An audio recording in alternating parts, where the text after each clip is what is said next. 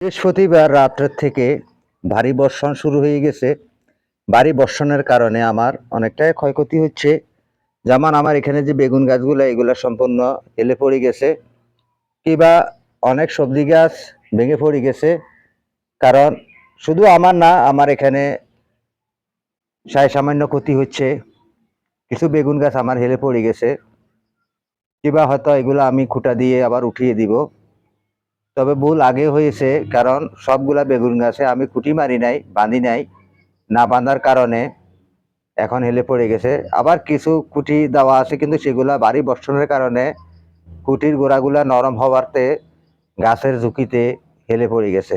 এই যে এখানে দেখুন, অনেকটাই আমি এখন বৃষ্টিতে ভিজে ভিজে অনেকটা গাছে আমি উঠিয়ে বেঁধে দিয়েছি। যেমন এখানে এই যে কাদা লেগে রয়েছে, এই যে এই গাছগুলা অনেকটাই আমি বেঁধে দিয়েছি। এই যে এইটাও কিন্তু পড়ে গেছে, এইগুলো পড়ে গেছে।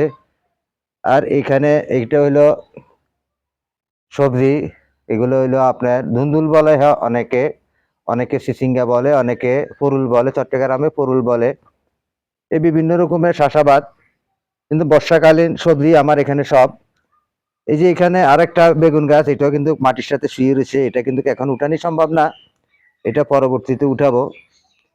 তাই বর্ষাকালীন চাষাবাদে সম্পূর্ণ গাছের মাধ্যমে আপনি খুঁটি দিয়ে বেঁধে দিতে হবে।